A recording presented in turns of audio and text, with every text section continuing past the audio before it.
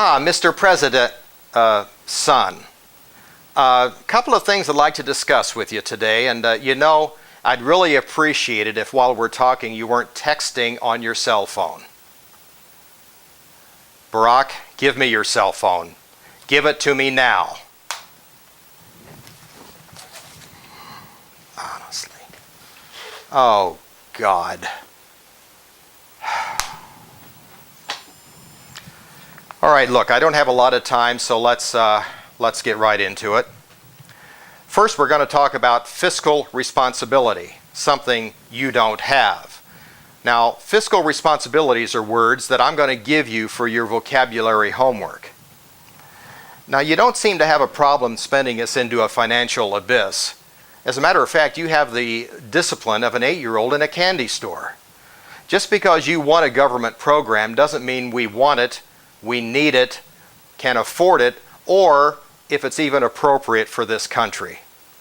Now, in February 2009, you, Nancy Pelosi, and Harry Reid forced the American Recovery and Reinvestment Act, or the Porculus Bill, into law. The Congressional Budget Office said this bill would cost us $814 billion. About a year after that bill went into effect, a report was issued that stated 2 million jobs had been added to the economy. If you do the math, this bill cost taxpayers over $400,000 per new job. Now, you said the stimulus bill would add 3.5 million jobs to the economy by the end of 2010. Unfortunately, according to Bureau of Labor Statistics, we lost 4 million jobs by the end of 2010. But even if we had added your 3.5 million jobs, son, that still would have cost us around $214,000 per job. Now let me ask you, do you people have a calculator in Washington, D.C.? Do you know how to operate one? Well, listen, I've got one right here. If you need to borrow one, I'll loan it to you. Thank you. Let's do that if we need to, okay? That's just swell. Now let's take a look at the question of honesty. And this is another word that I'm going to give you for your vocabulary homework, honesty. You repeatedly talked about shovel-ready projects when you promoted your ill-fated stimulus bill.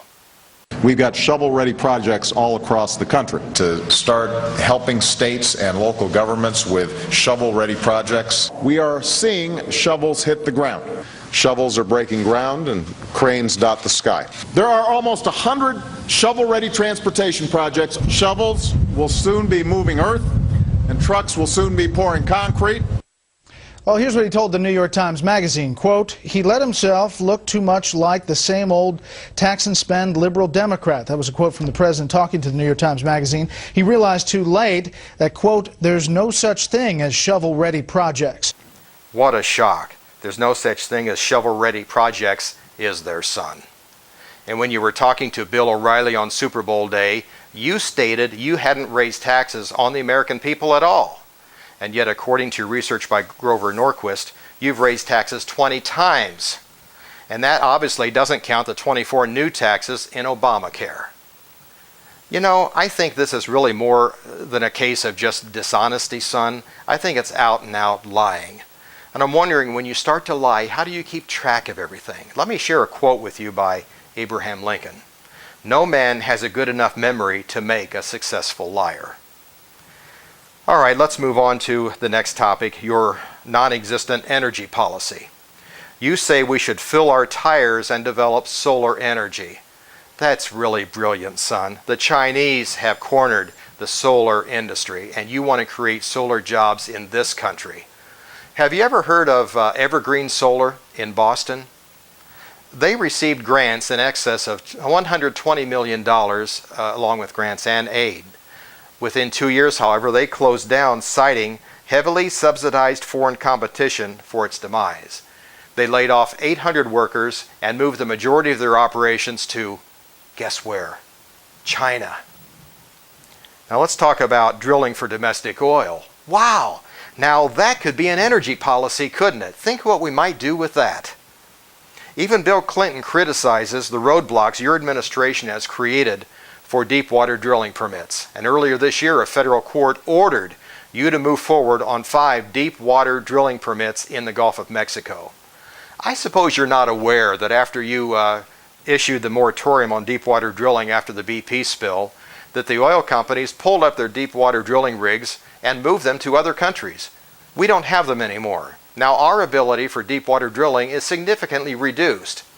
And I suppose you're not aware that your EPA and Department of Interior policies are preventing oil companies from accessing oil-rich reserves in Alaska and the Arctic. Now in closing, I'd like you to explain why you've granted more than 1,000 waivers for Obamacare, and coincidentally, you've issued them to your buddies, the unions. At least 4 states have requested waivers, and even Democratic Representative Anthony Weiner has requested a waiver for New York City.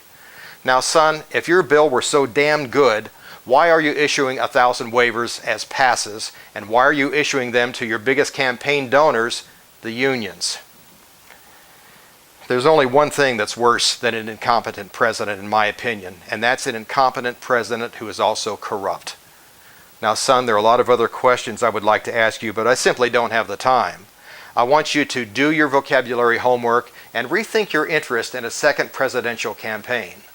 Because think about it, if you were unqualified for 4 years as president, why would you want to be unqualified for 8 years as president? Think it over.